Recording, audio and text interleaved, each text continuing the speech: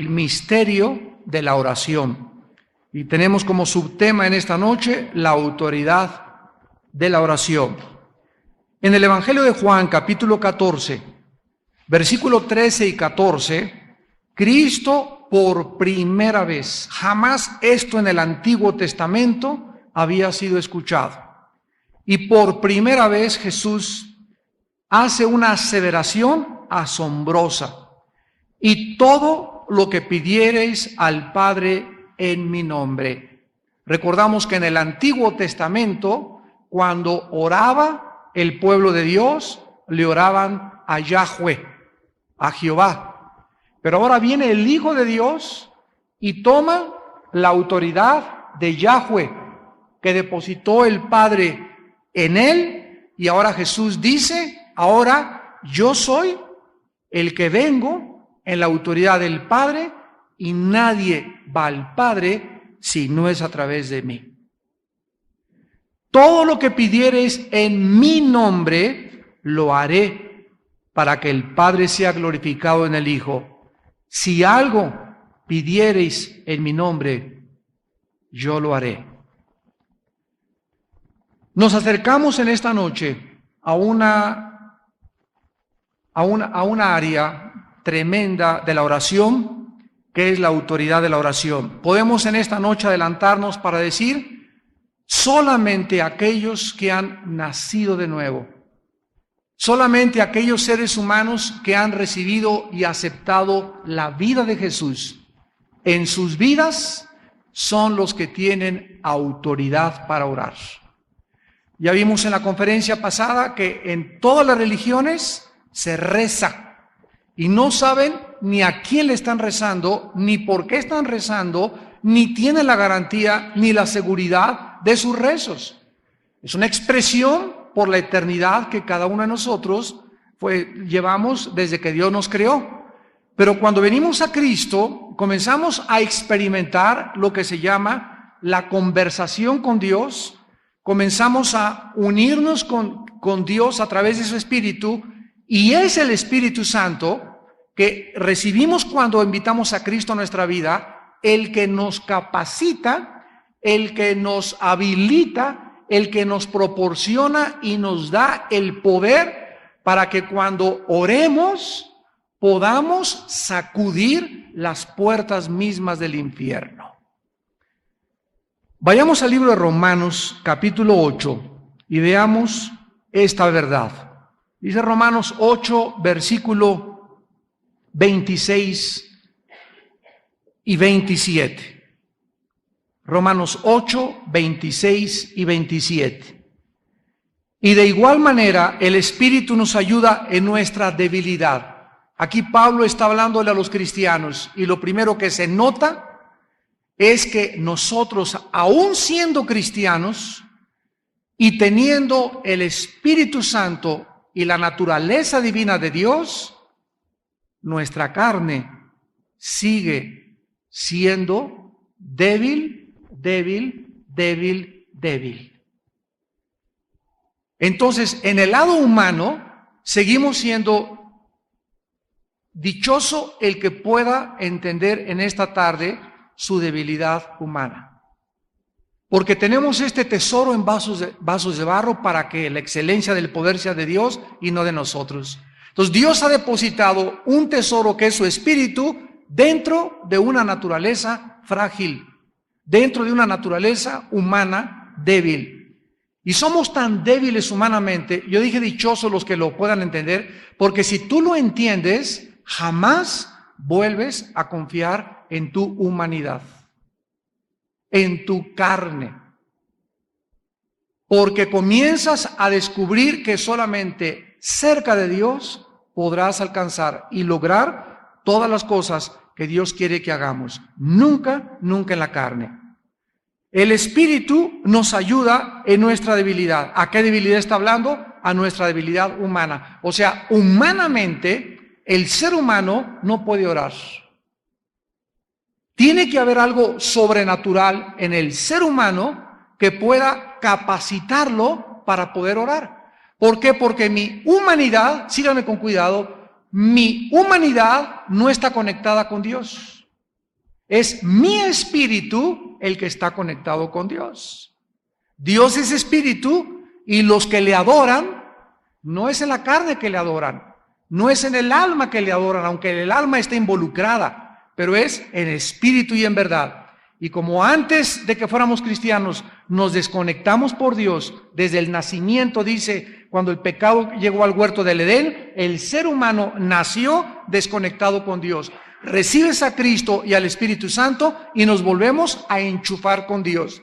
Y mi comunión con Dios, mi adoración a Dios y mi conocimiento a Dios tiene que ser a través de mi espíritu, con el Espíritu de Dios trabajando dentro de mi mente. El Espíritu nos ayuda en nuestra debilidad. Porque hemos de pedir, aquí lo explica, como conviene, no lo sabemos, o sea, nuestra humanidad no sabe, no conoce las cosas de Dios. Si yo conozco a Dios, repito, lo conozco en mi espíritu. Es mi espíritu el que me pone en contacto con Dios. Entonces, nunca sabemos cómo pedir. Santiago dice en el capítulo 4 que el ser humano no tiene porque no pide, y cuando pide, pide mal para gastar en sus deleites. El ser humano viene aquí, Señor, sáname mi hígado, sáname mi páncreas, hermano, ore por mi alta presión. Y esa persona que está viniendo a pedirle a Dios una oración, esa persona no vive en santidad, no vive en comunión con Dios. Viene a pedirle a Dios como si fuera el genio de la lámpara de Aladino. Y le pedimos mal a Dios. Señor, te pido que restaures mi matrimonio, y tú no estás haciendo nada por cambiar cuando tú tienes que comenzar a cambiar para que Dios sane tu matrimonio. Y así es la forma en la que el ser humano humanamente no conoce la voluntad de Dios. Esta es la razón por la cual el Espíritu Santo nos fue dado. Sigamos leyendo. Como hemos de pedir no conviene, no lo sabemos, pero el Espíritu mismo, está hablando del Espíritu de Dios, intercede por nosotros con gemidos indecibles. Yo recuerdo hace muchos años cuando oí una conferencia de un señor que dijo que esto eran las lenguas. Y aunque sabemos que existe el don de lenguas y que hay personas que tienen este don y no todos lo tenemos, estas no son lenguas. Porque aquí está hablando de gemidos que no se pueden pronunciar. La palabra indecibles significa que no se pueden ni siquiera expresar. Y en segundo lugar, no está hablando del ser humano. Aquí está hablando que es el espíritu el que está gimiendo indeciblemente. Comprobémoslo en el versículo siguiente. Mas el que escudriña los corazones, o sea, el Padre, sabe cuál es la intención del Espíritu, porque conforme a la voluntad de Dios intercede por los santos. ¿Quién es entonces el que le lleva a Dios lo que muchas veces en mi corazón yo no puedo expresar? El Espíritu Santo. El Espíritu Santo gime y sufre junto conmigo. El Espíritu Santo es tan hipersensible que cuando estamos quebrantados con un corazón contrito y humillado, podemos caer y no sabemos ni qué decirle a Dios. El Espíritu Santo dice, no hay necesidad de palabras. Yo voy a subir al Padre y le voy a expresar y le voy a dar a conocer tu condición. Y yo voy a interceder por ti, porque a su derecha está sentado el Hijo, el cual vive para interceder por nosotros. El Espíritu entra en nosotros, intercede y eleva la oración, y el Hijo de Dios se para delante del Padre y le dice, ¿verdad? Son mis hijos, y el Padre tiene verdaderamente que contestar nuestras oraciones porque estamos pidiendo conforme a su voluntad. Muy bien, ¿qué es lo que nos da la autoridad para orar? Asegurar en esta tarde nuestra respuesta en el corazón va a ser esencial si queremos tener una vida de oración efectiva. Ya vimos anteriormente que la oración es el vehículo, apúntalo si no lo sabes todavía, la oración es el vehículo a través del cual nos comunicamos con el Dios invisible. Es el medio de nuestra comunicación con el Dios invisible y el medio a través del cual nuestro espíritu afecta y es afectado por la voluntad y el propósito del Creador. El Espíritu Santo va a usar la Biblia para revelarme la voluntad del Padre y el propósito del Padre para mi vida y para tu vida. Yo tengo que conocer el plan de Dios y los propósitos eternos, porque ya vimos desde la primera conferencia, los propósitos de Dios son eternos, para que cuando yo ore, esté orando conforme al plan de Dios, porque si lo que yo le pido a Dios forma parte de su propósito para mi vida, tengo la seguridad de que mi oración es contestada. Les voy a dar un ejemplo. Dios dice que nuestros hijos serán como olivos junto a nuestra mesa. Dios dice, serás salvo tú y tu casa. Dios dice en los Salmos, mi semilla, mi descendencia será bendita. Entonces, todo cristiano y toda cristiana debe de apropiarse de esta promesa. Es la voluntad de Dios que mis hijos lo conozcan.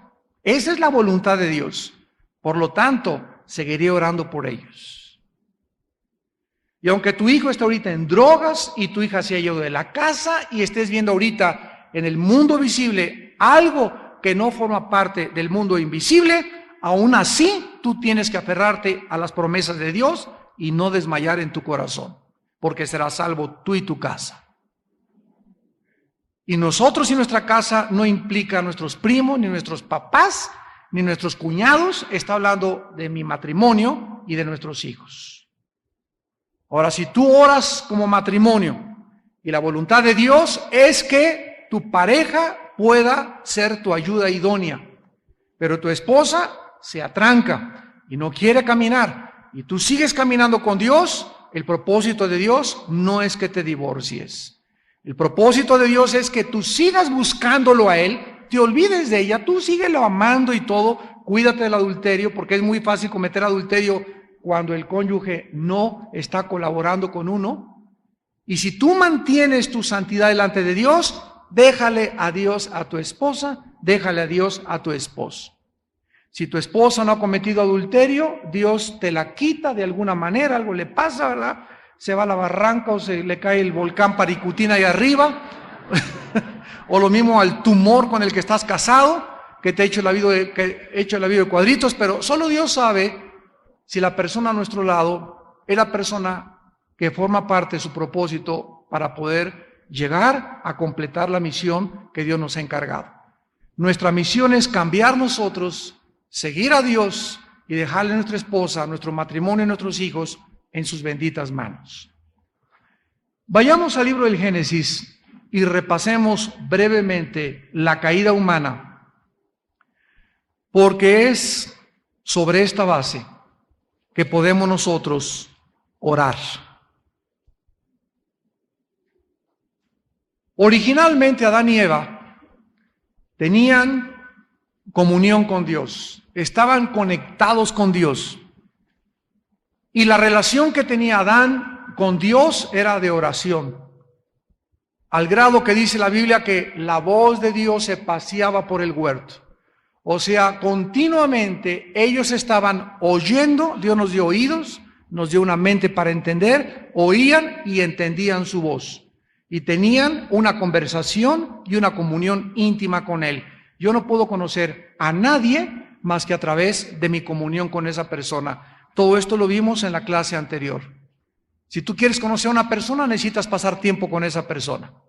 Si como matrimonio ustedes no pasan juntos tiempo diario, media hora diaria o de vez en cuando luna de miel o que no tengan tiempo de platicar y la comunicación se rompa en el matrimonio, es un matrimonio dividido por las fuerzas del infierno.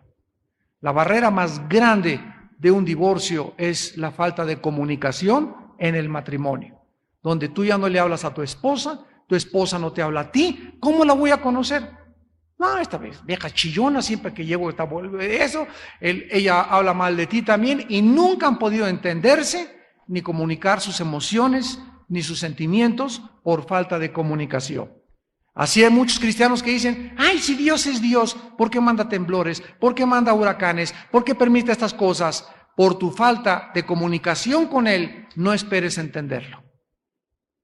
Pero si tú mantienes una comunicación ininterrumpida con Dios, dice la Biblia, los entendidos entenderán todas las cosas. Daniel capítulo 12. En Génesis 3, vemos nosotros en qué estado quedó la humanidad después de la caída, porque es importante recordar el estado en el que tú y yo nos encontrábamos antes de nacer de nuevo. En primer lugar, en Génesis 2:17, Dios le dijo a Adán y Eva que el día que comieran iban a morir.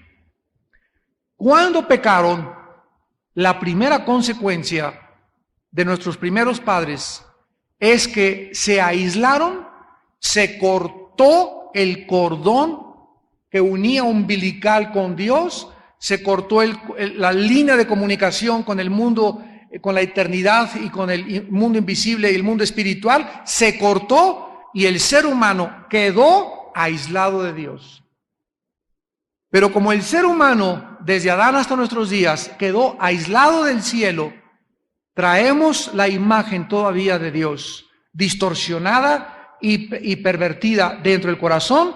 Sabemos que hay un Dios, sabemos que hay la eternidad, y el ser humano inventó las religiones para tratar de ¿qué? De poder, a través de adorando al Paricutín, adorando a las torres de Teotihuacán, adorando a los dioses de Aquiles, a los dioses griegos. Nos hemos inventado millones y miles de dioses y miles de formas para poder hacer contacto con el cielo. Y nadie nos podrá decir cómo hacer contacto con el cielo si Dios no hubiera bajado a esta tierra en la persona de Jesucristo y nos hubiera dicho, yo soy el vehículo para que tú te conectes con mi Padre otra vez. Entonces, lo primero que el ser humano sufrió fue aislarse de Dios. En segundo lugar, dice en Génesis 3:9, que quedamos confundidos e inseguros de nuestra verdadera identidad.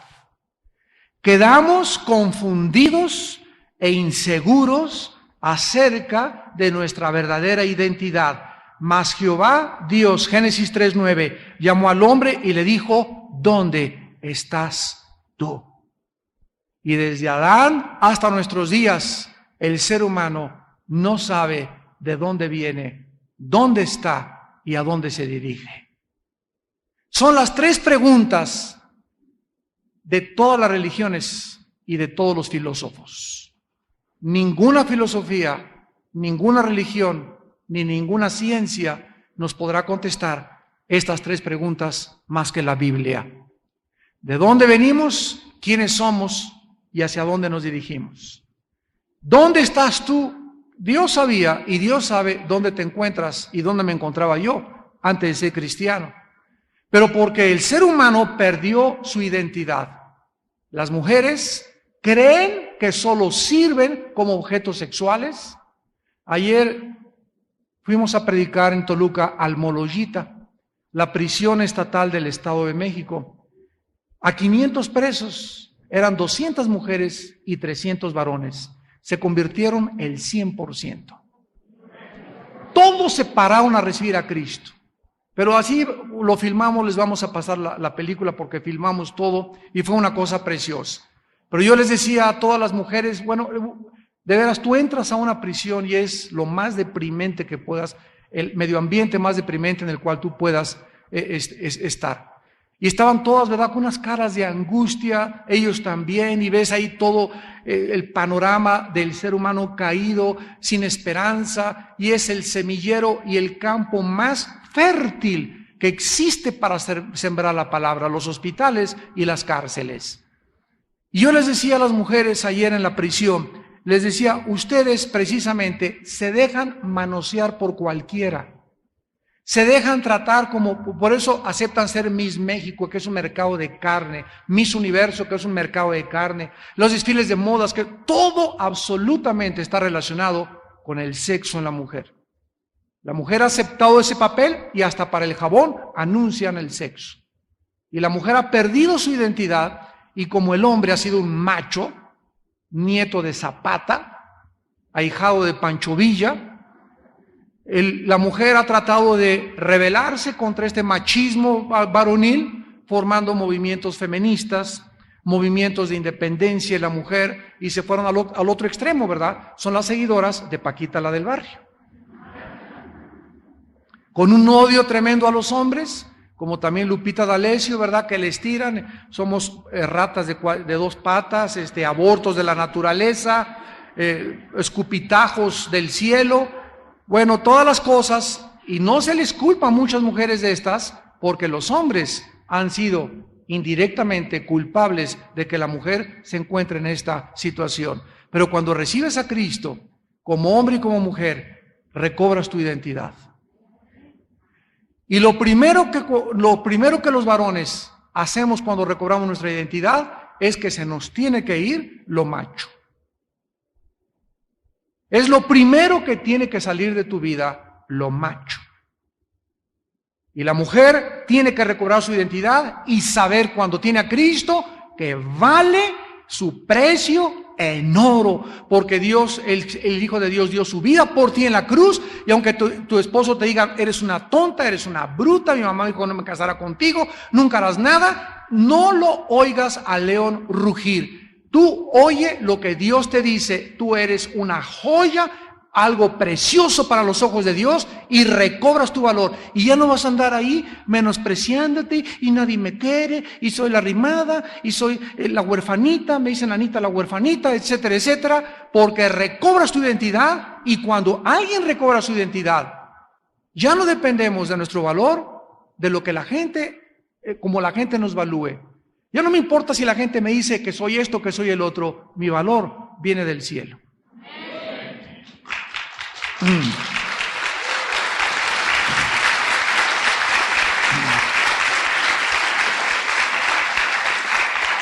En tercer lugar,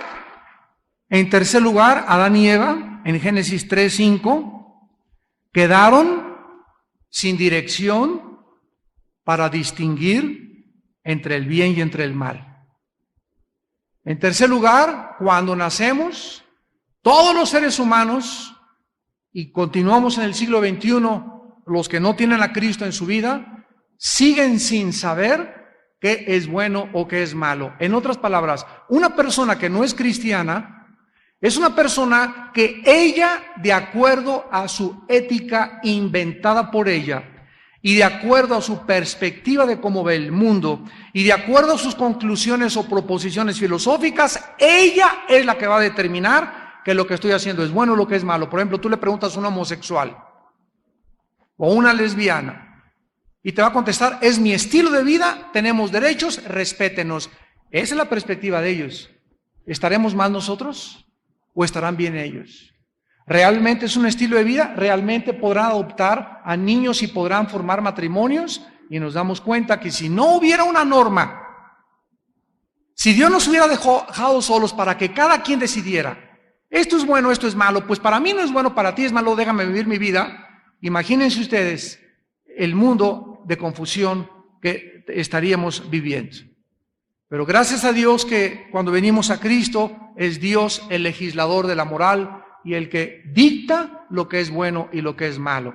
El ser humano perdió la dirección. Dice el versículo 5 que la Satanás les dijo, sabe Dios que el día que comáis de él, serán abiertos vuestros ojos y seréis como Dios, sabiendo el bien y el mal. O sea, tú no necesitas, le dice Satanás al ser humano, no necesitas a Dios para tú determinar qué es bueno, qué es malo. Y el hombre cayó en la trampa.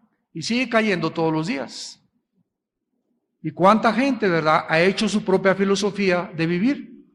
Y quieren ellos determinar qué es bueno y qué es malo. O sea, realmente se han convertido en dioses para ellos mismos.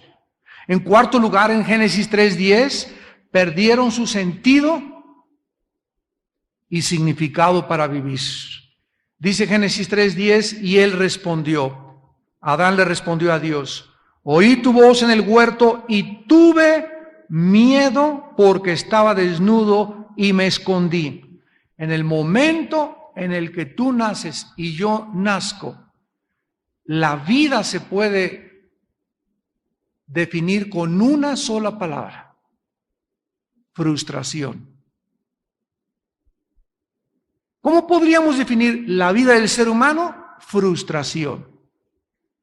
No importa que llegues a presidente de la República, a Miss México, a ganar los 400 metros planos, a gobernador del Estado de México, a jefe del Distrito Federal, a senador, no importa la cima y el lugar y el pináculo que alcances, nunca, jamás podrás estar satisfecho.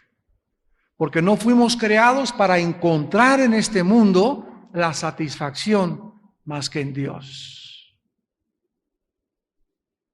Vive el ser humano escondido de Dios, vive con temores, y llegas a los 70, 80 años de edad, temor de la muerte, temor que el seguro no me pague mi pensión, que se muera mi esposa, que se muera mi esposo. El ser humano vive gobernado por temores.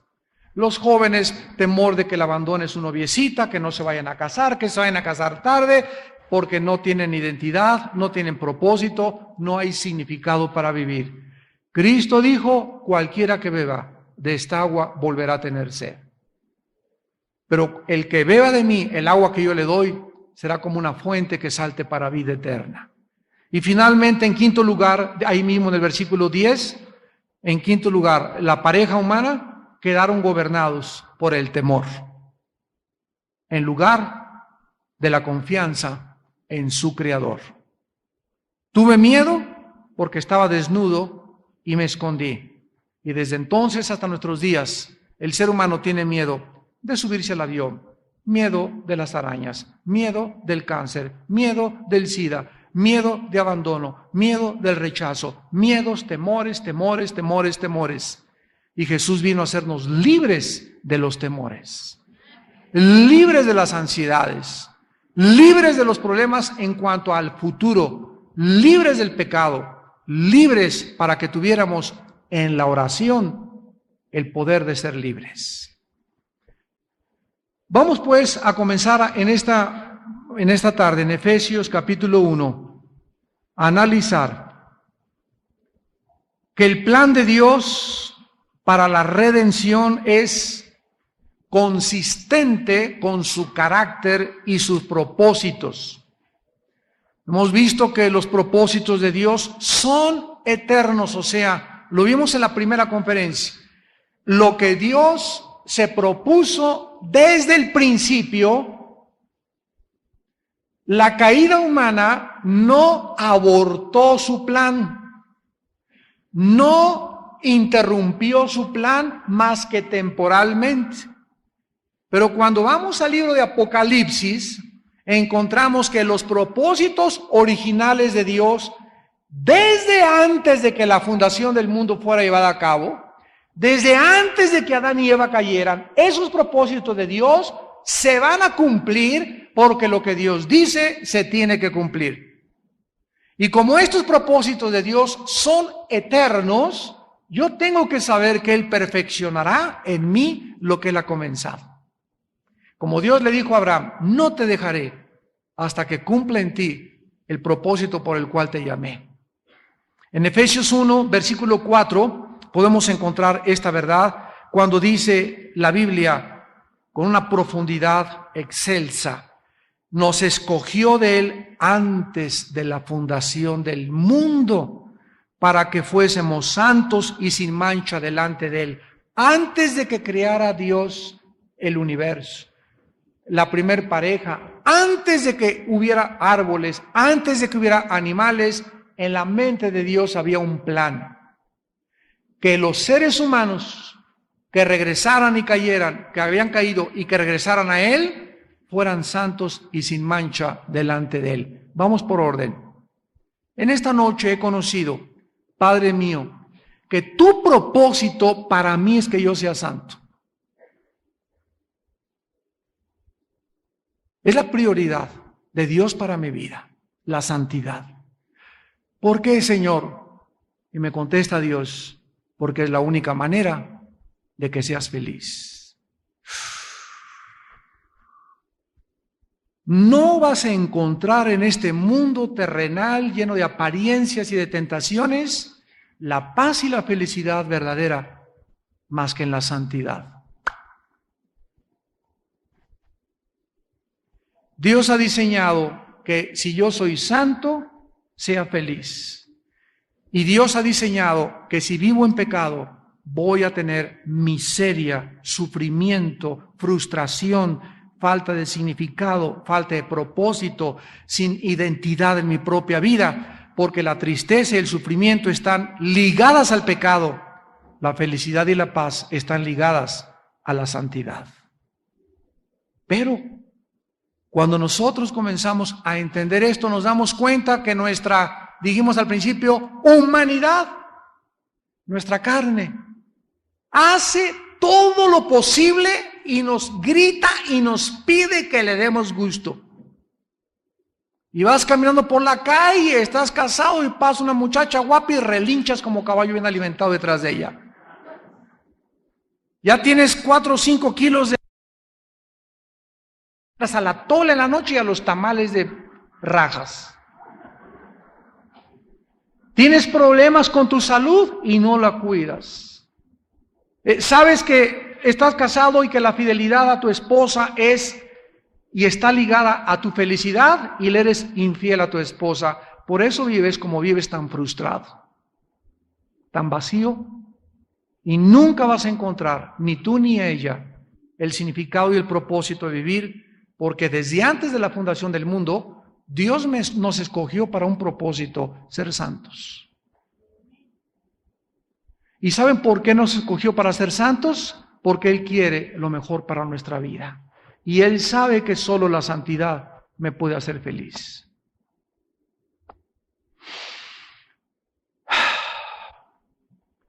Dios simplemente, ¿verdad?, pudo habernos criado sin propósito y significado, y pues cada quien que encuentre su camino.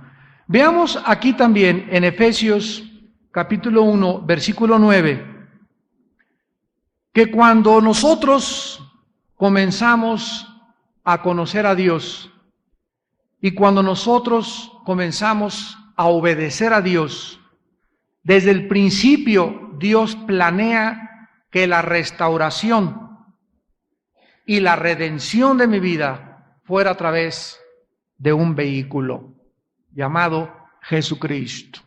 Dice Efesios 1, versículo 9, dándonos a conocer el misterio de su voluntad, según su beneplácito, el cual se había propuesto en sí mismo. Cuando comienzas a caminar con Dios, comienzas a conocer ¿qué cosa?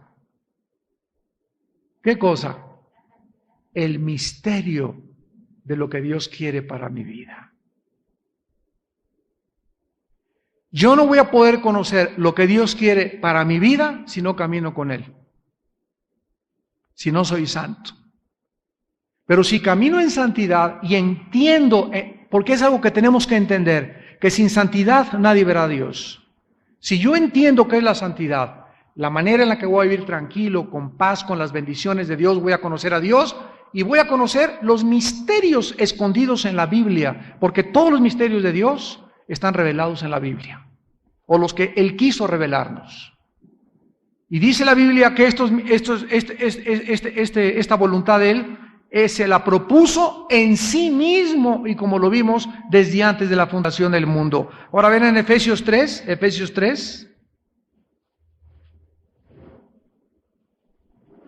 versículo 10 al 12, para que la multiforme sabiduría de Dios, la palabra multiforme significa de formas múltiples, o sea, de muchas formas. ¿Cómo es la sabiduría de Dios? ¿Tú has visto un diamante con un ojo especial, con un lente especial, un diamante? Tiene cantidad de caras. Y hasta que no se le limpian todas esas caras al diamante, no puede tener valor. Entonces le limpia una y otra, y otra, y otra, y otra, y otra, y otra, la pones en el paño negro, le avientas la luz y detrás de lo negro, y con el reflector puedes ver que esa piedra es preciosa. Sin el paño negro detrás y sin la luz no se podría apreciar un diamante. Sin mi vida de pecado atrás y la luz de Cristo, yo no podría apreciar lo que Dios ha hecho en mi vida, un diamante. La multiforme sabiduría de Dios, o sea que la sabiduría de Dios tiene muchas formas, se ha dado ahora a conocer por medio de la iglesia a los principados y potestades en los lugares celestiales. Dios nos dice que los ángeles están aprendiendo de nosotros, la iglesia. Yo lo compartí antes en el libro de Apocalipsis. Los ángeles están mirando, viendo cómo reaccionamos, cómo nos comportamos, lo que leemos, y todo es para su enseñanza. Somos la escuela de las criaturas angelicales en el mundo invisible y en el mundo espiritual. Somos los maestros de los ángeles. ¿Por qué? Porque los ángeles no saben lo que es la gracia. Los ángeles nunca conocieron lo que es la misericordia. Dice 2 de Pedro 2, Dios no perdonó a los ángeles, nos perdonó a nosotros. Ellos no tuvieron perdón. Cuando se rebelaron, cayeron y no hubo perdón para ellos. ¿Por qué? Porque al que mucho se le ha dado, mucho se le pedirá. Vivían tan cerca de Dios que no tenían excusa para rebelarse con su Creador. Ahora dice a continuación que conforme al propósito eterno que hizo en Cristo Jesús, nuestro Señor. Vemos pues que el propósito de Dios es ¿qué? ¿Es qué? Eterno. Lo que Dios se propuso, eso es lo que predomina y lo que mantiene y lo que va a cumplir. Y yo tengo que entrar a ese propósito para formar parte de su plan, de su voluntad, y no puedo entrar a ese propósito más que a través de una vida de comunión con Él. Esta es la vida eterna, que te conozcan a ti, al único Dios verdadero, y a Jesucristo a quien has enviado. ¿Qué es la vida eterna? ¿Qué es entrar a ese mundo espiritual invisible? Conocer a Dios. Cuando recibo al Espíritu Santo, entramos a la eternidad. ¿Y quién habita en la eternidad? Dios. Entonces la eternidad está aquí, arriba de mí. Yo estoy aquí abajo, en el mundo físico, visible, cuadridimensional. La eternidad es hiperdimensional. No hay dimensiones para Dios. Yo hago contacto con la eternidad nada más que en la oración. Ahora dice la Biblia claramente que Jesucristo, vamos a Romanos capítulo 5, Jesucristo es en primer lugar el segundo Adán. Así se llama Jesucristo, el segundo Adán. ¿De qué manera pudo Jesús, en el propósito eterno de Dios, lograr que ese propósito eterno de Dios se llevara a cabo? ¿Se acuerdan ustedes que la Biblia nos menciona que Jesucristo fue inmolado hace 2000 años? Jesucristo fue inmolado desde antes de la fundación del mundo. O sea, la cruz, antes de que el mundo fuera creado, Dios ya la tenía en sus propósitos, porque son eternos. Y cuando Cristo muere en la cruz hace 2000 años, Cristo estaba cumpliendo el propósito y la voluntad de su Padre. ¿Y qué fue lo que hizo Jesús para mantener la voluntad de su Padre y conocer la voluntad de su Padre? Vivir en continua comunión con Él y hacer su voluntad. Dice aquí en el libro de Romanos capítulo 5, versículo 15, pero el don no fue como la transgresión. Aquí está hablando de la gracia y del pecado. O sea, la gracia que Dios nos da no es como el pecado original de Adán y Eva. Porque si por la transgresión de aquel uno es Adán, murieron los muchos, abundaron mucho más para los muchos la gracia y el don de Dios por la gracia de un hombre, Jesucristo. Vean esta pluma que tengo aquí. Hay gente que me ha dicho, bueno, Armando, por favor explícame, ¿qué culpa tengo yo de que ese patán de Adán y su esposa mugrosa Eva, ¿verdad?, hayan pecado y se hayan rebelado, y 6,000 años después Dios me culpe a mí. Le dije, bueno, te lo voy a explicar. Esto es una balanza. Dios creó al mundo en una balanza. Aquí estaba Adán y Eva en el centro de la balanza. Entonces Dios le dijo a Adán y Eva, tú puedes caminar hacia acá e inclinar la balanza hacia acá, o inclinarla hacia allá, o mantener el equilibrio de la balanza si te mantienes en el centro. Pero si tú comienzas a caminar para acá, que es el lado negativo, vas a morir y te vas a separar por mí. Adán y Eva se inclinaron hacia acá y la balanza se inclinó desde Adán hasta nuestros días del lado izquierdo. Y cuando nacemos, todos nacemos inclinados y con la tendencia hacia la maldad. Y si no, pregúntaselo a tu hijito de 1 año y medio y 2 años. A los niños nunca les vamos a enseñar a portarse mal. Por naturaleza se portan mal. Les enseñamos a portarse bien, les enseñamos a caminar para acá porque nacemos en pecado y con la tendencia hacia la maldad desde el nacimiento. Muy bien, entonces como el ser humano, Dios sabía que iba a culpar a Dios de que qué culpa tenemos que nos hayan inclinado, Dios mandó a otro hombre e hizo esto el otro hombre, Jesucristo. Desde hace 2000 años que Jesucristo vino al mundo, vino otra vez a nivelar la balanza.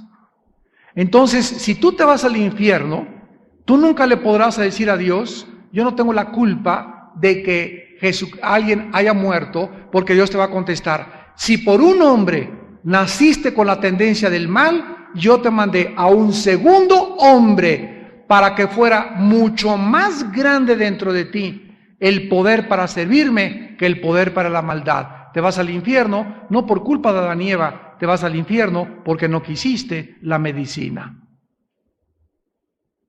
No quisiste enderezarte. Quisiste permanecer en el estado en el que naciste. Y esta es la condenación, que la luz vino al mundo y los hombres amaron más las tinieblas que la luz, porque sus obras eran malas. Ahora vean ahí en Romanos 5, en el versículo 17 al 19. Pues si por la transgresión de uno solo reinó la muerte, o sea, ¿por qué morimos?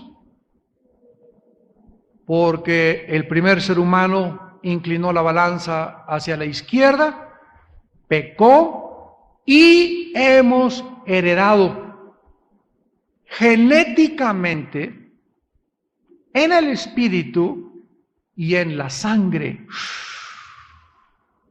la maldad, la maldición que puede llevar a muchos al infierno si antes de morir no arreglan sus vidas y no son santos delante de Dios. ¿Saben ustedes que en 1860, me voy a detener un paréntesis, en 1860 había un hombre, un monje austriaco llamado Mendel, y fue el primer científico que hizo experimentos con chícharos y que comenzó a determinar las características genéticas hereditarias del ser humano. O sea, Mendel demostró que se transmitían las características de los genes de generación en generación. El proyecto más grande y más superlativo del siglo XX, el siglo pasado, no fue la bomba atómica, la fisión nuclear, la invención de las computadoras, que el hombre ha llegado a la luna, la plataforma espacial. El invento más grande, el descubrimiento científico más grande del siglo XX se llamó el proyecto del genoma humano, donde los genetistas y los científicos descubrieron que dentro del esperma de mi padre, y cuando se juntó con el óvulo de mi madre y vino la fertilización y se formó un cigote, y luego se formó un feto, y luego ya nacimos como bebés, dentro de ese esperma microscópico de mi padre y dentro del óvulo de mi madre, al juntarse las cromosomas de mi padre con las de mi madre, dentro de los genes existen los transmisores de la herencia, que se llama el ADN, ácido desoxirribonucleico.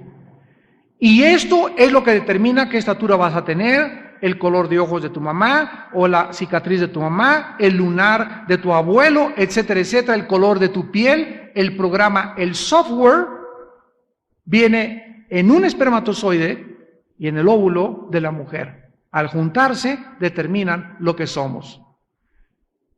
Los genetistas descubrieron eso en 1860 y en el siglo XX se descubrió que dentro de los genes no solamente había características hereditarias físicas, sino también emocionales. Y de ahí oímos que sacó lo berrinchudo de su abuela, sacó lo terco de su papá, sacó la dulzura de su madre. Las características emocionales nos están hablando, señores ateos, que es imposible que la materia pueda producir conciencia, que la materia químicamente pueda a través de billones de años de evolución producir emociones ni sentimientos, ni la inteligencia, porque la nada no puede producir nada. Entonces, la conciencia, ¿de dónde salió? ¿De dónde salieron las emociones y los sentimientos si es que somos pura materia, como dicen los materialistas? Entonces, es increíble que hayamos heredado también herencia física y herencia emocional o almática, pero la Biblia es el único libro que le dice al ser humano que hemos heredado una tercera parte, porque somos espíritu también. Hemos heredado la maldición del pecado. Shakespeare le llamó el defecto trágico, Marx la lucha de clases, Sigmund Freud el medio ambiente, y todos estamos de acuerdo en que el ser humano tiene un problema, va de mal en peor, menos el Dalai Lama que dice que vamos mejorando cada día.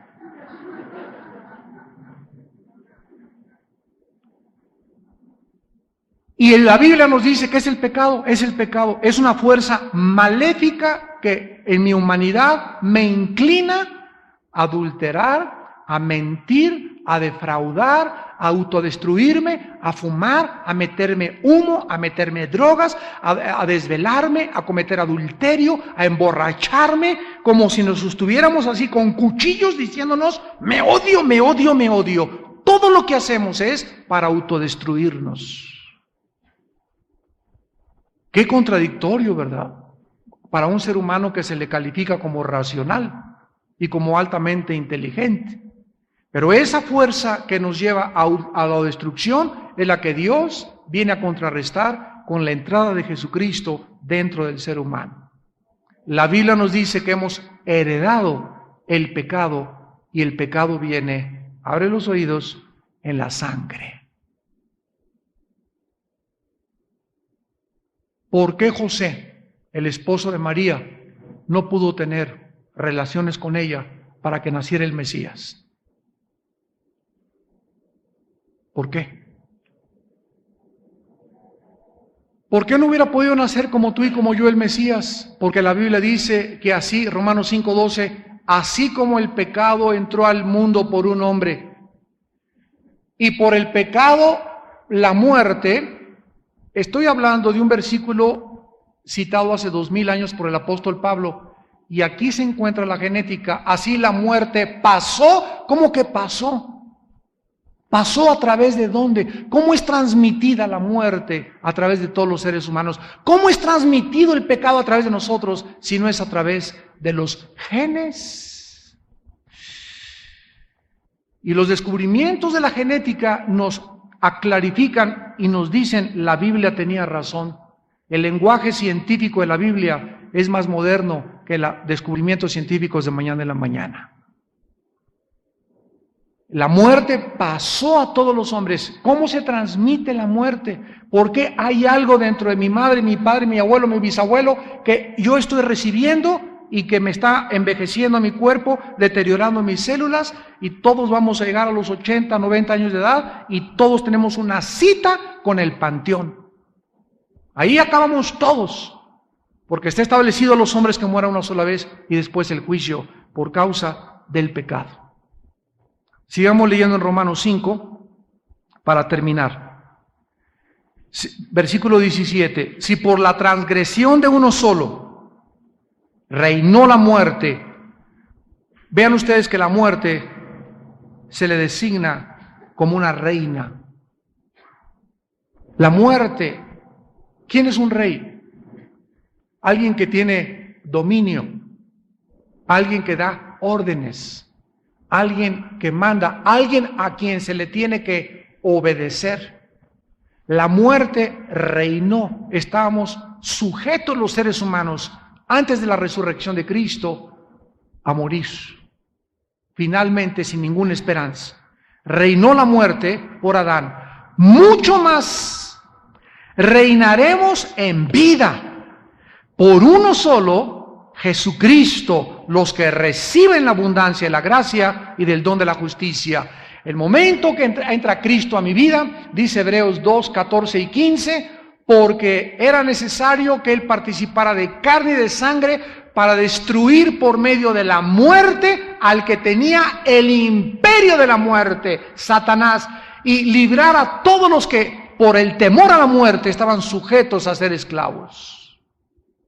Y al recibir a Jesucristo, comenzamos a reinar nosotros y no la muerte, porque mientras el cuerpo por afuera cada día se desgasta, el interior se sigue renovando.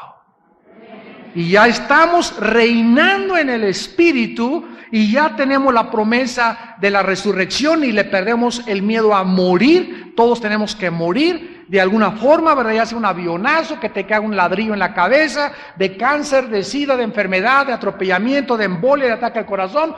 Todos tenemos que morir. La forma como tenemos que morir le pertenece a Dios. Pero la Biblia dice que tú ahorita debes demostrar, si eres cristiano, que estás reinando en vida.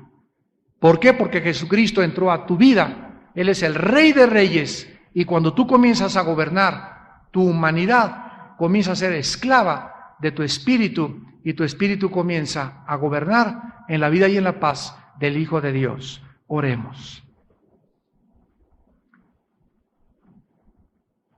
Señor, te damos gracias en esta tarde por tu palabra.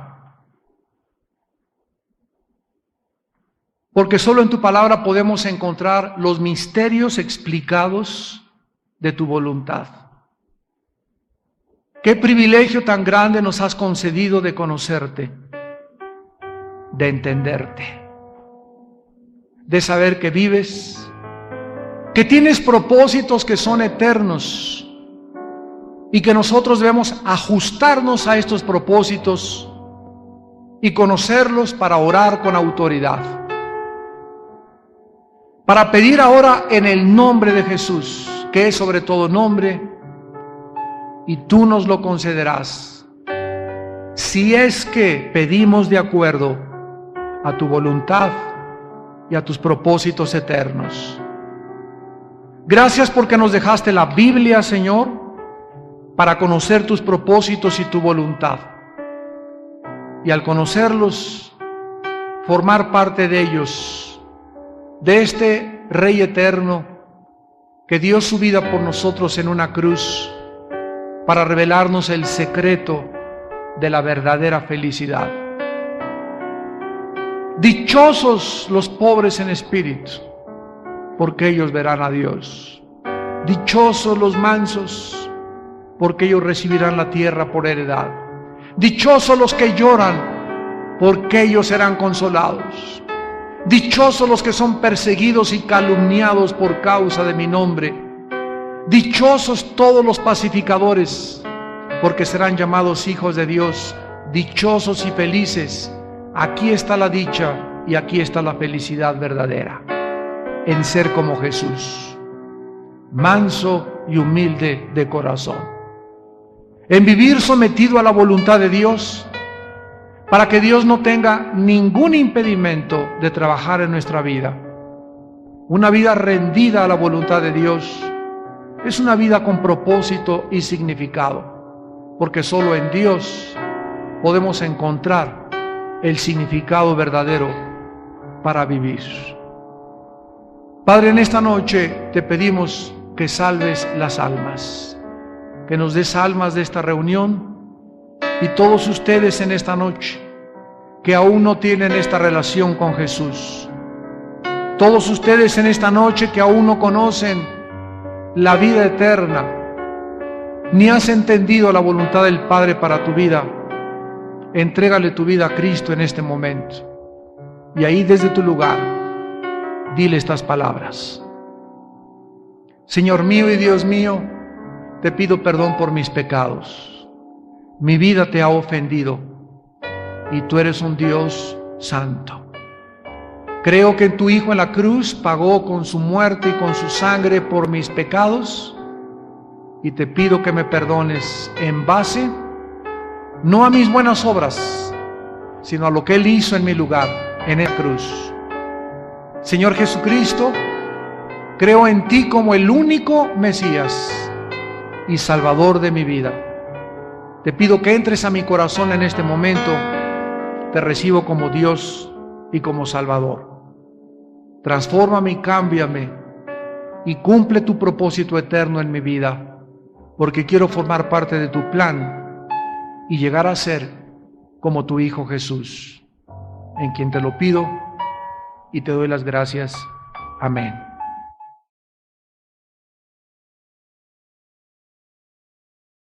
El misterio de la oración. Y tenemos como subtema en esta noche la autoridad de la oración.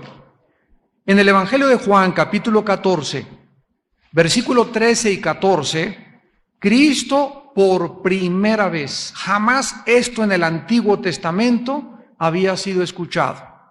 Y por primera vez Jesús hace una aseveración asombrosa. Y todo lo que pidiereis al Padre en mi nombre. Recordamos que en el Antiguo Testamento, cuando oraba el pueblo de Dios, le oraban a Yahweh, a Jehová. Pero ahora viene el Hijo de Dios y toma la autoridad de Yahweh, que depositó el Padre en él, y ahora Jesús dice, ahora yo soy el que vengo en la autoridad del Padre, y nadie va al Padre si no es a través de mí. Todo lo que pidiereis en mi nombre, lo haré para que el Padre sea glorificado en el Hijo. Si algo pidiereis en mi nombre, yo lo haré. Nos acercamos en esta noche a una área tremenda de la oración, que es la autoridad de la oración. Podemos en esta noche adelantarnos para decir, solamente aquellos que han nacido de nuevo, solamente aquellos seres humanos que han recibido y aceptado la vida de Jesús en sus vidas son los que tienen autoridad para orar. Ya vimos en la conferencia pasada que en todas las religiones se reza y no saben ni a quién le están rezando, ni por qué están rezando, ni tienen la garantía ni la seguridad de sus rezos. Es una expresión por la eternidad que cada uno de nosotros llevamos desde que Dios nos creó. Pero cuando venimos a Cristo, comenzamos a experimentar lo que se llama la conversación con Dios, comenzamos a unirnos con Dios a través de su Espíritu, y es el Espíritu Santo que recibimos cuando invitamos a Cristo a nuestra vida, el que nos capacita, el que nos habilita, el que nos proporciona y nos da el poder para que cuando oremos podamos sacudir las puertas mismas del infierno. Vayamos al libro de Romanos, capítulo 8, y veamos esta verdad. Dice Romanos 8, versículo 26 y 27. Romanos 8, 26 y 27. Y de igual manera el Espíritu nos ayuda en nuestra debilidad. Aquí Pablo está hablándole a los cristianos, y lo primero que se nota es que nosotros, aún siendo cristianos y teniendo el Espíritu Santo y la naturaleza divina de Dios, nuestra carne sigue siendo débil. Entonces, en el lado humano, seguimos siendo dichoso el que pueda entender en esta tarde su debilidad humana. Porque tenemos este tesoro en vasos de barro para que la excelencia del poder sea de Dios y no de nosotros. Entonces Dios ha depositado un tesoro que es su espíritu dentro de una naturaleza frágil, dentro de una naturaleza humana débil. Y somos tan débiles humanamente, yo dije dichosos los que lo puedan entender, porque si tú lo entiendes, jamás vuelves a confiar en tu humanidad, en tu carne. Porque comienzas a descubrir que solamente cerca de Dios podrás alcanzar y lograr todas las cosas que Dios quiere que hagamos. Nunca, nunca en la carne. El Espíritu nos ayuda en nuestra debilidad. ¿A qué debilidad está hablando? A nuestra debilidad humana. O sea, humanamente, el ser humano no puede orar. Tiene que haber algo sobrenatural en el ser humano que pueda capacitarlo para poder orar. ¿Por qué? Porque mi humanidad, síganme con cuidado, mi humanidad no está conectada con Dios. Es mi espíritu el que está conectado con Dios. Dios es espíritu y los que le adoran, no es en la carne que le adoran, no es en el alma que le adoran, aunque el alma está involucrada, pero es en espíritu y en verdad. Y como antes de que fuéramos cristianos nos desconectamos por Dios, desde el nacimiento, dice, cuando el pecado llegó al huerto del Edén, el ser humano nació desconectado con Dios. Recibes a Cristo y al Espíritu Santo y nos volvemos a enchufar con Dios. Y mi comunión con Dios, mi adoración a Dios y mi conocimiento a Dios tiene que ser a través de mi espíritu, con el Espíritu de Dios trabajando dentro de mi mente. El Espíritu nos ayuda en nuestra debilidad. Porque hemos de pedir, aquí lo explica, como conviene, no lo sabemos, o sea, nuestra humanidad no sabe, no conoce las cosas de Dios. Si yo conozco a Dios, repito, lo conozco en mi espíritu. Es mi espíritu el que me pone en contacto con Dios. Entonces, nunca sabemos cómo pedir. Santiago dice en el capítulo 4 que el ser humano no tiene porque no pide. Y cuando pide, pide mal para gastar en sus deleites. El ser humano viene aquí, Señor, sáname mi hígado, sáname mi páncreas. Hermano, ore por mi alta presión. Y esa persona que está viniendo a pedirle a Dios una oración, esa persona no vive en santidad, no vive en comunión con Dios. Viene a pedirle a Dios como si fuera el genio de la lámpara de Aladino. Y le pedimos mal a Dios. Señor, te pido que restaures mi matrimonio y tú no estás haciendo nada por cambiar cuando tú tienes que comenzar a cambiar para que Dios sane tu matrimonio. Y así es la forma en la que el ser humano humanamente no conoce la voluntad de Dios.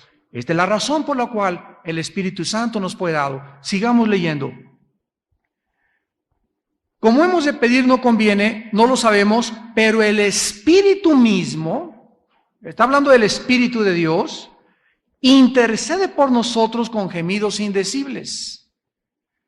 Yo recuerdo hace muchos años cuando oí una conferencia de un señor que dijo que esto eran las lenguas. Y aunque sabemos que existe el don de lenguas y que hay personas que tienen este don y no todos lo tenemos, estas no son lenguas, porque aquí está hablando de gemidos que no se pueden pronunciar. La palabra indecibles significa que no se pueden ni siquiera expresar. Y en segundo lugar, no está hablando del ser humano. Aquí está hablando que es el espíritu el que está gimiendo indeciblemente. Comprobémoslo en el versículo siguiente. Mas el que escudriña los corazones, o sea, el Padre, sabe cuál es la intención del Espíritu. Porque conforme a la voluntad de Dios intercede por los santos.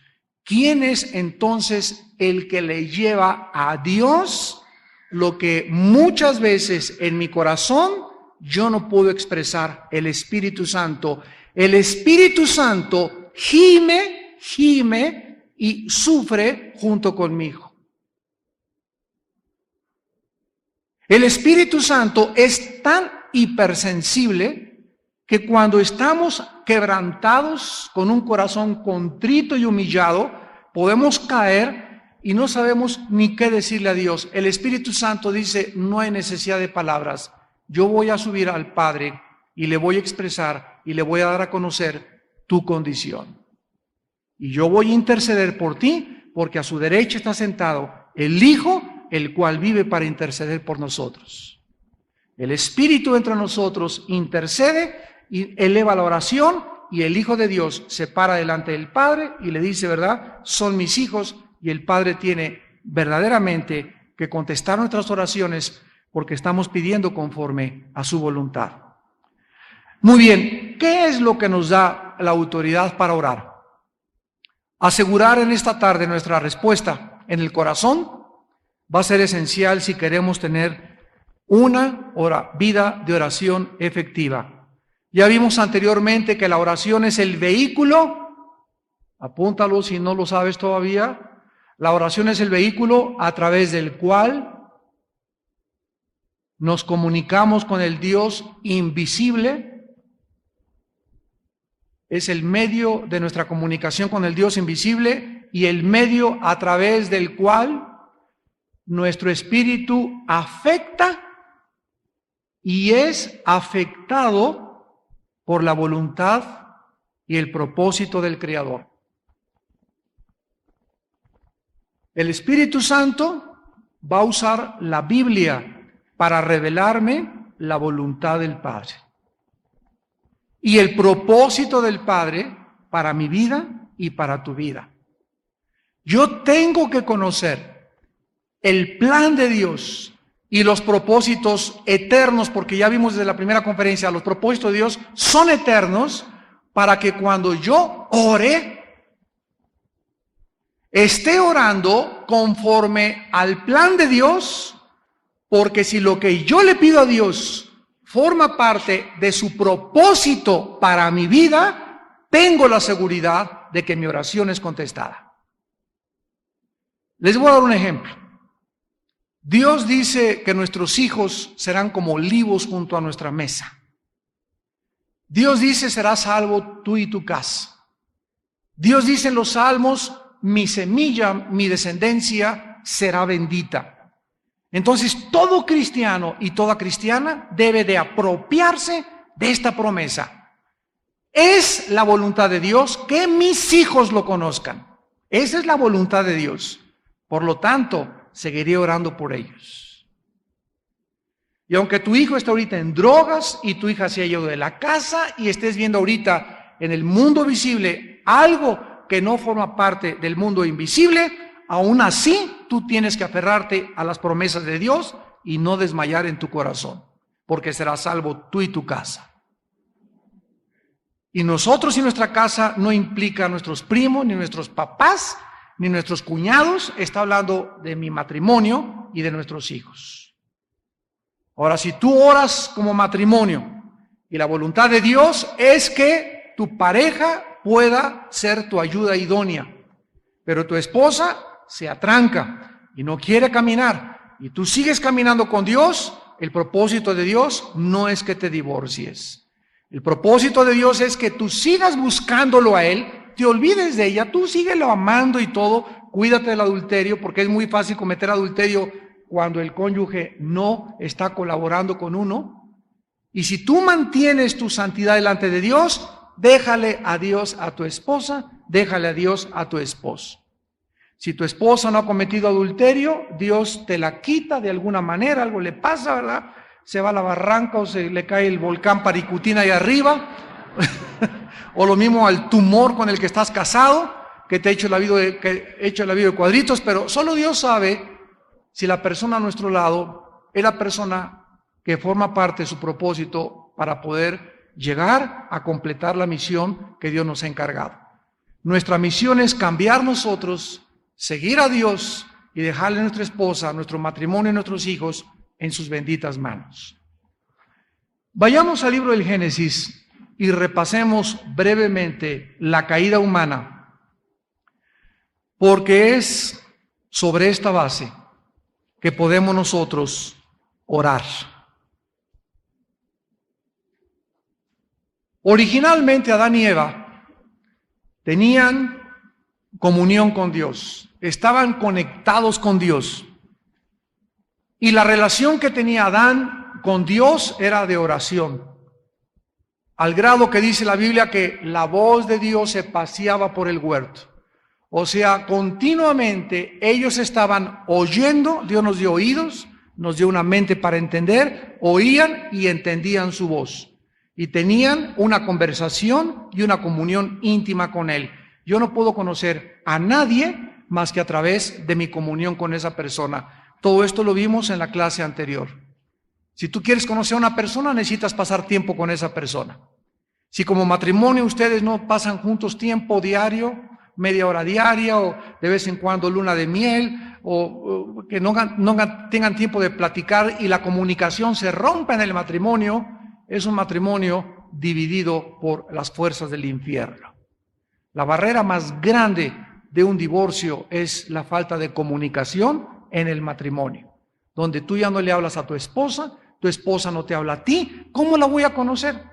No, esta vez, vieja chillona, siempre que llego está eso, ella habla mal de ti también, y nunca han podido entenderse, ni comunicar sus emociones, ni sus sentimientos, por falta de comunicación. Así hay muchos cristianos que dicen, ay, si Dios es Dios, ¿por qué manda temblores? ¿Por qué manda huracanes? ¿Por qué permite estas cosas? Por tu falta de comunicación con Él, no esperes entenderlo. Pero si tú mantienes una comunicación ininterrumpida con Dios, dice la Biblia, los entendidos entenderán todas las cosas. Daniel capítulo 12.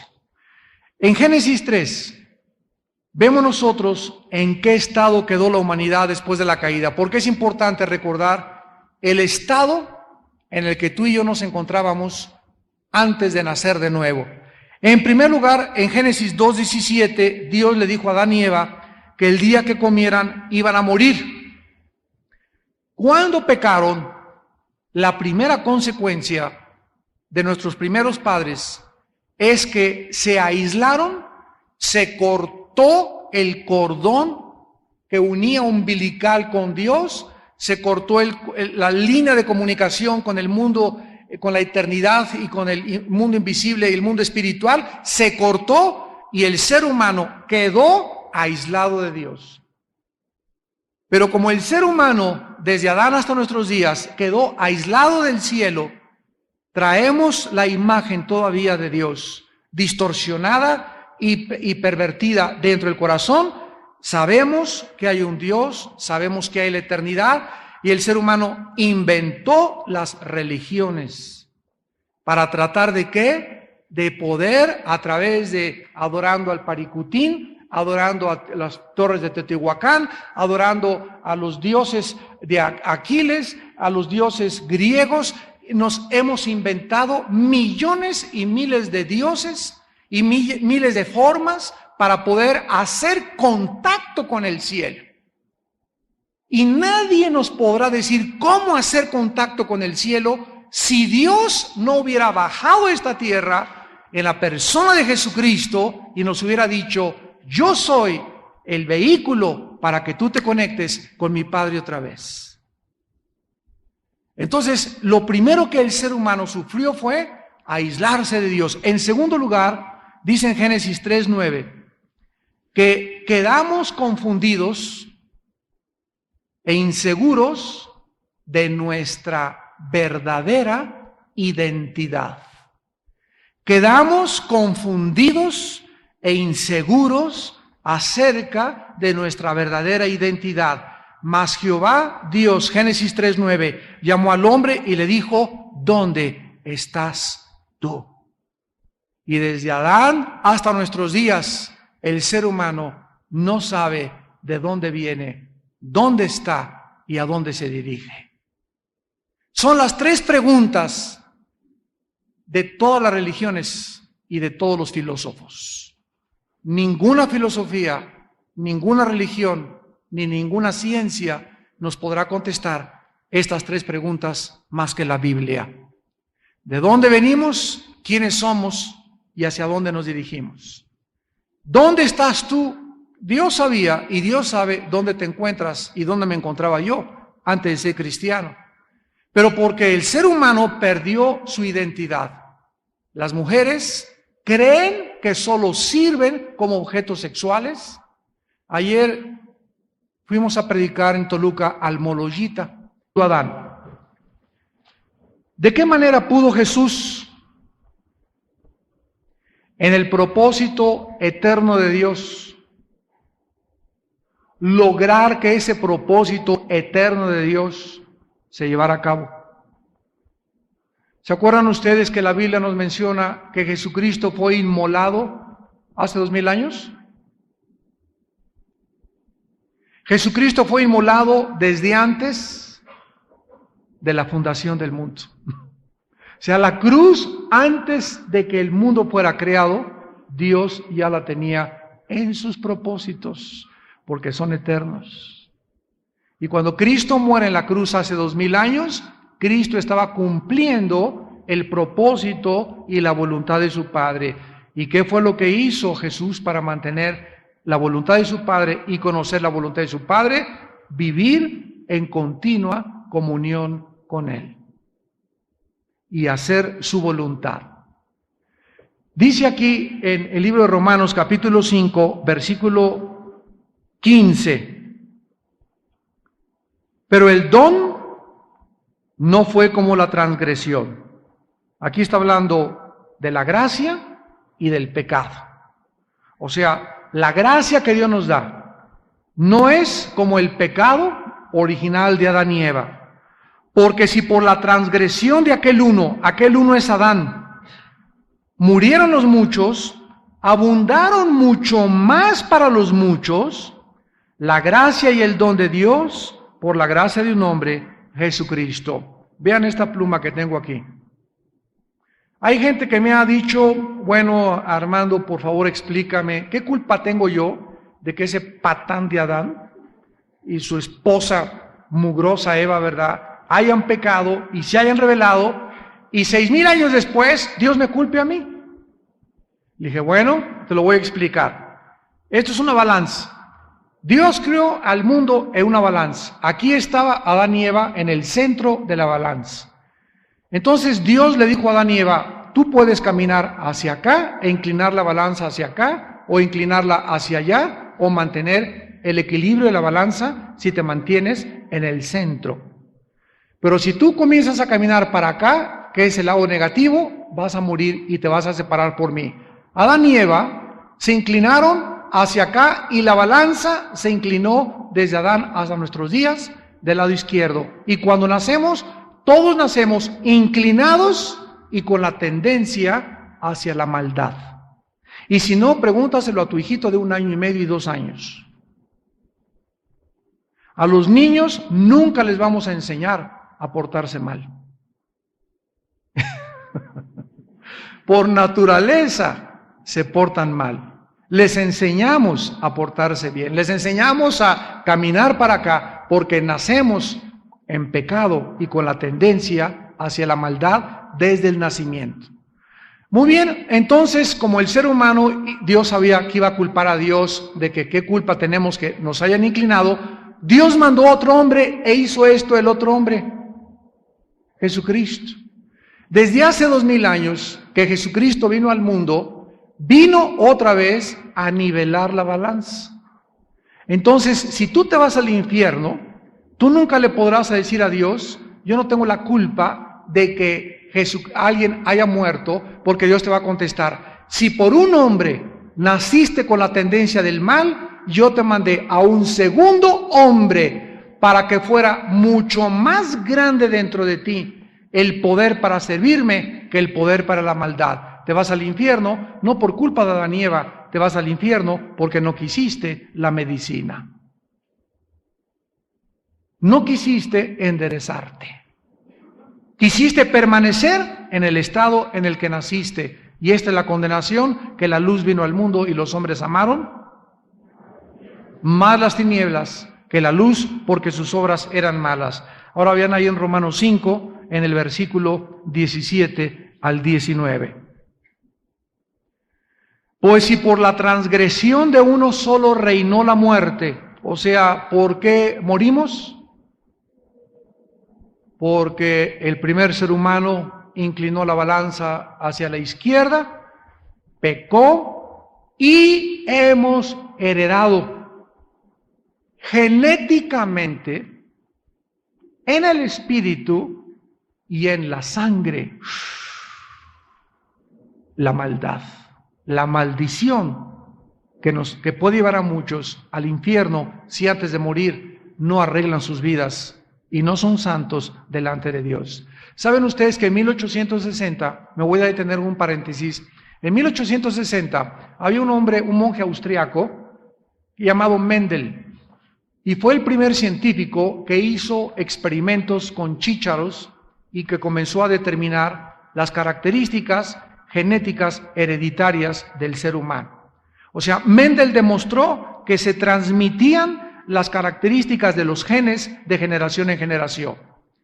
El proyecto más grande y más superlativo del siglo XX, el siglo pasado, no fue la bomba atómica, la fisión nuclear, la invención de las computadoras, que el hombre ha llegado a la luna, la plataforma espacial. El invento más grande, el descubrimiento científico más grande del siglo XX se llamó el proyecto del genoma humano, donde los genetistas y los científicos descubrieron que dentro del esperma de mi padre, y cuando se juntó con el óvulo de mi madre y vino la fertilización y se formó un cigote y luego se formó un feto y luego ya nacimos como bebés, dentro de ese esperma microscópico de mi padre y dentro del óvulo de mi madre, al juntarse las cromosomas de mi padre con las de mi madre, dentro de los genes existen los transmisores de la herencia, que se llama el ADN, ácido desoxirribonucleico.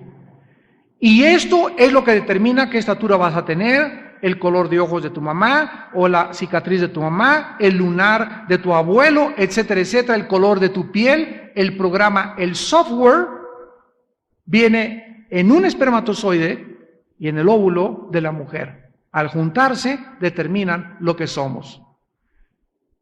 Los genetistas descubrieron eso en 1860 y en el siglo XX se descubrió que dentro de los genes no solamente había características hereditarias físicas, sino también emocionales. Y de ahí oímos que sacó lo berrinchudo de su abuela, sacó lo terco de su papá, sacó la dulzura de su madre. Las características emocionales nos están hablando, señores ateos, que es imposible que la materia pueda producir conciencia, que la materia químicamente pueda a través de billones de años de evolución producir emociones ni sentimientos, ni la inteligencia, porque la nada no puede producir nada. Entonces, la conciencia, ¿de dónde salió? ¿De dónde salieron las emociones y los sentimientos si es que somos pura materia, como dicen los materialistas? Entonces, es increíble que hayamos heredado también herencia física y herencia emocional o almática, pero la Biblia es el único libro que le dice al ser humano que hemos heredado una tercera parte, porque somos espíritu también. Hemos heredado la maldición del pecado. Shakespeare le llamó el defecto trágico, Marx la lucha de clases, Sigmund Freud el medio ambiente, y todos estamos de acuerdo en que el ser humano tiene un problema, va de mal en peor, menos el Dalai Lama que dice que vamos mejorando cada día.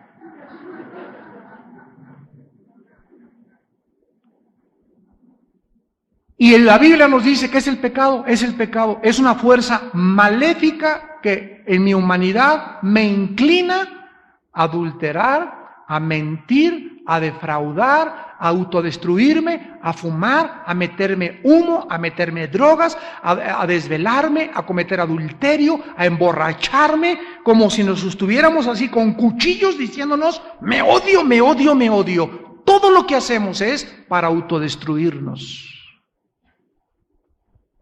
Qué contradictorio, ¿verdad? Para un ser humano que se le califica como racional y como altamente inteligente. Pero esa fuerza que nos lleva a la prisión estatal del Estado de México, A 500 presos, eran 200 mujeres y 300 varones. Se convirtieron el 100%.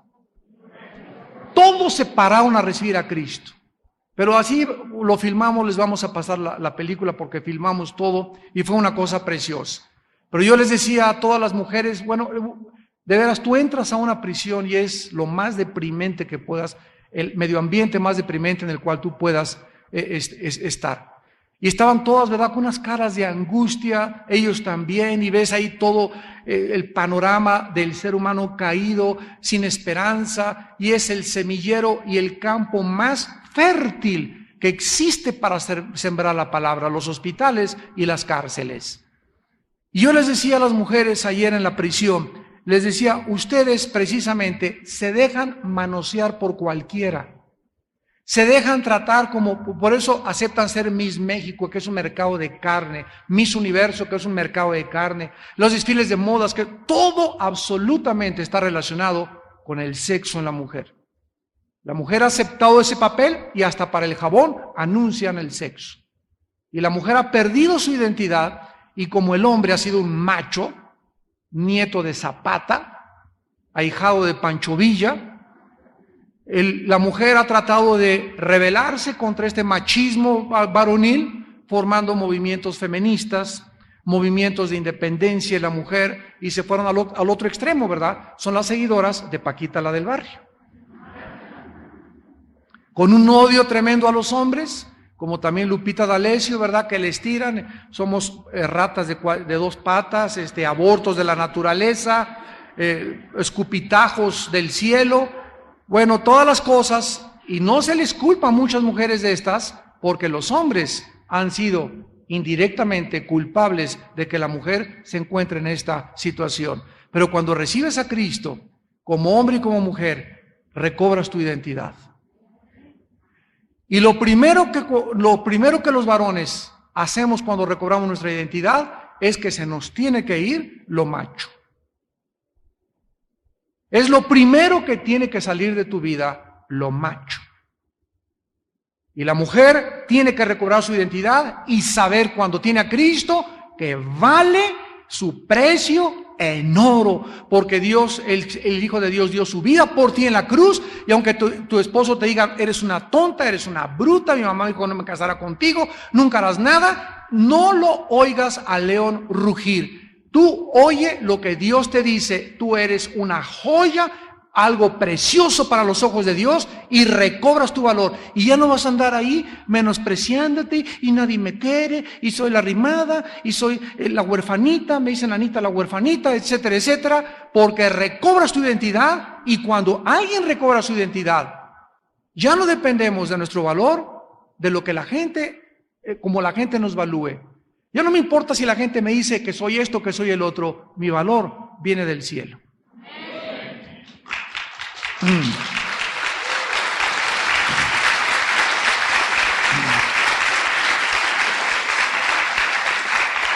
En tercer lugar,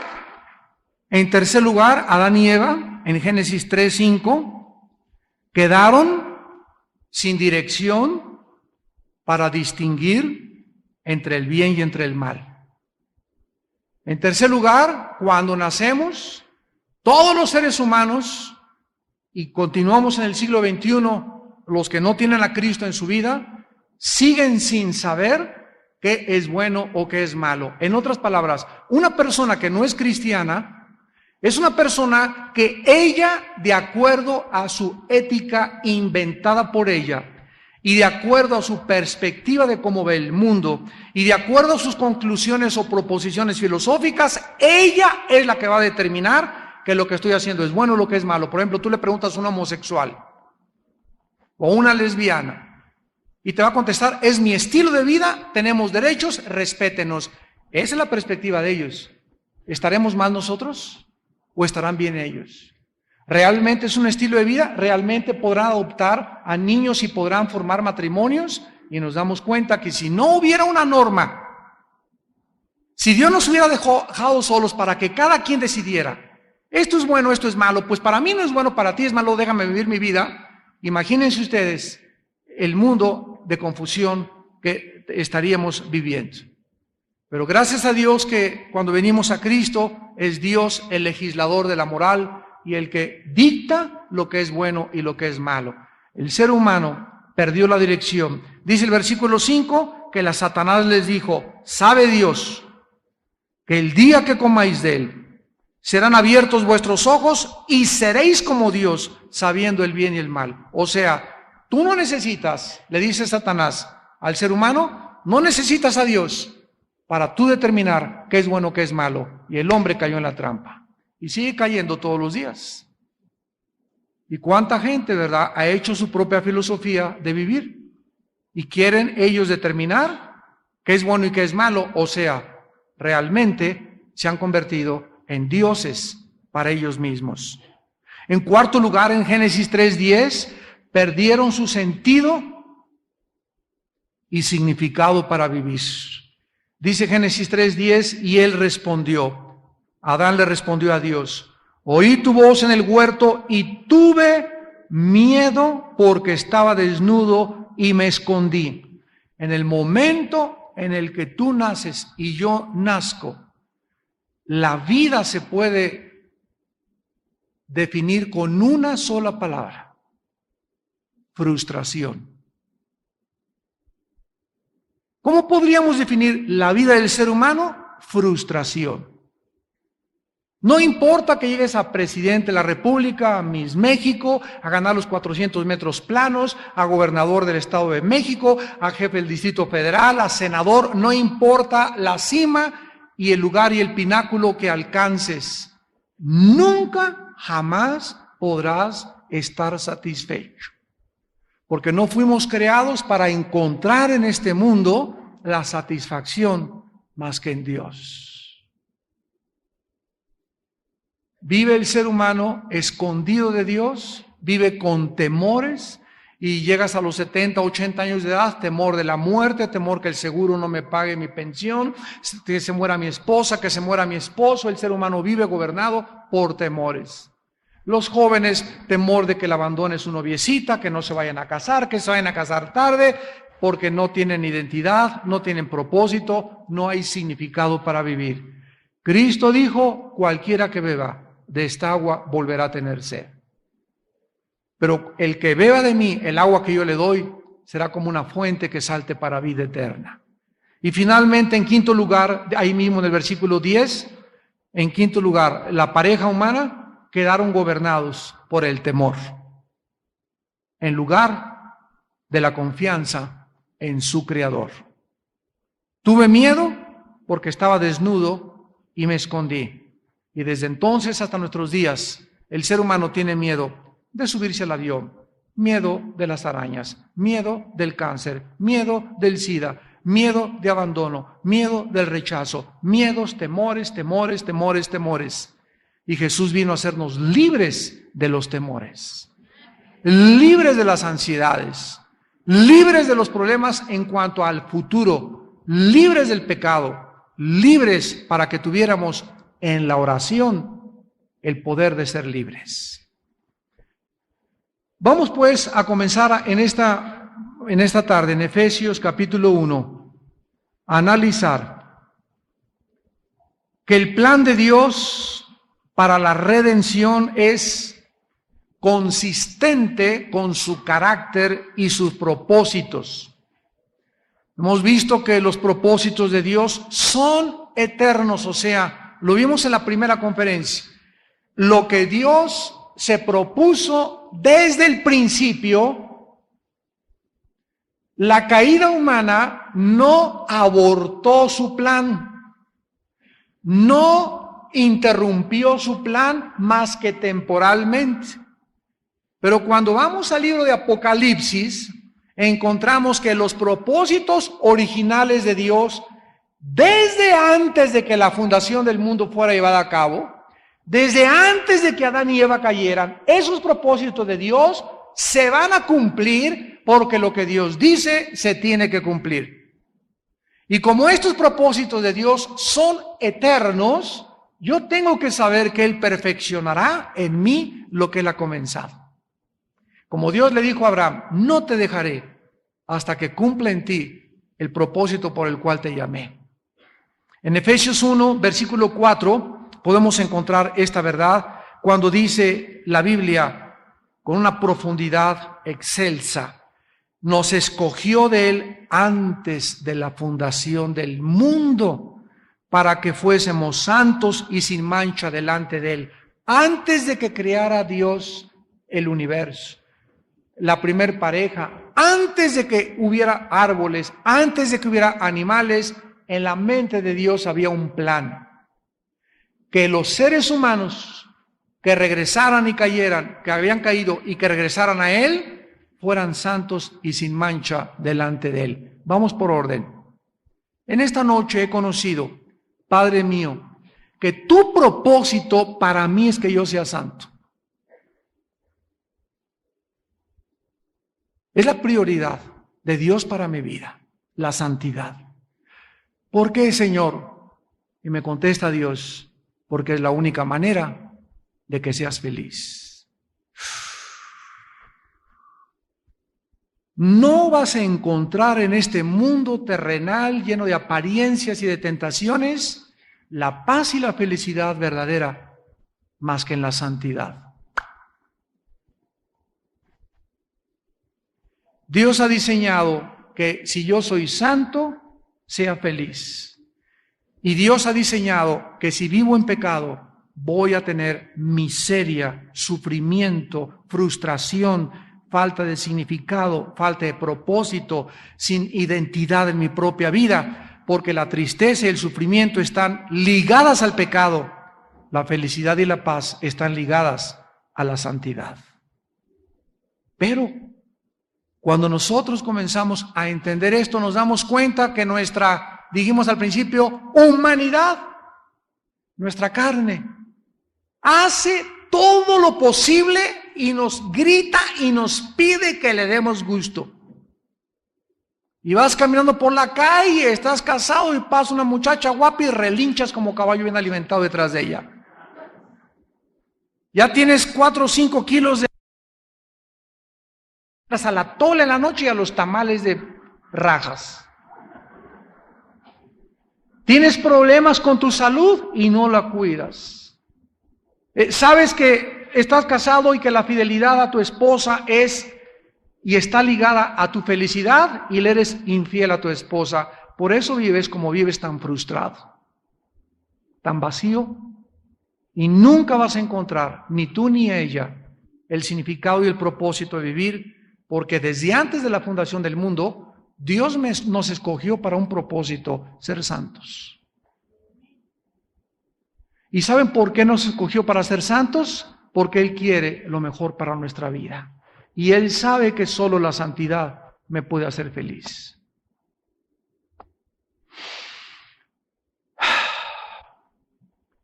Dios simplemente, ¿verdad?, pudo habernos creado sin propósito y significado, y pues cada quien que encuentre su camino.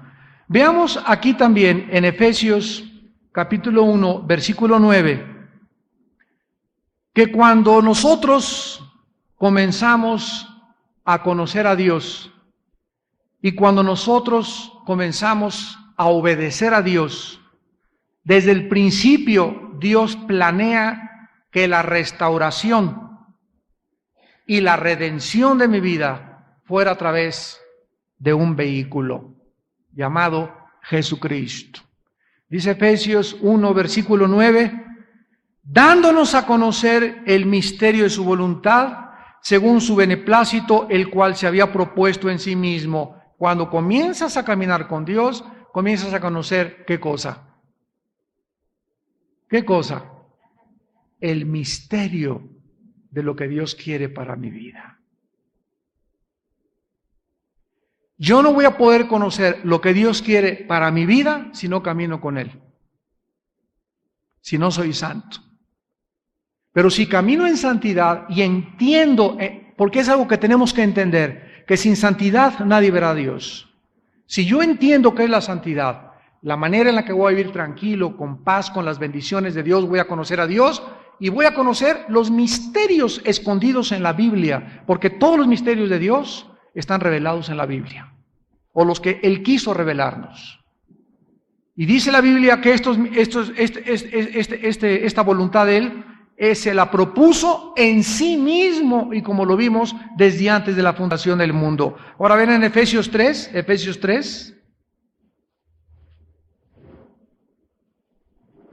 versículo 10 al 12.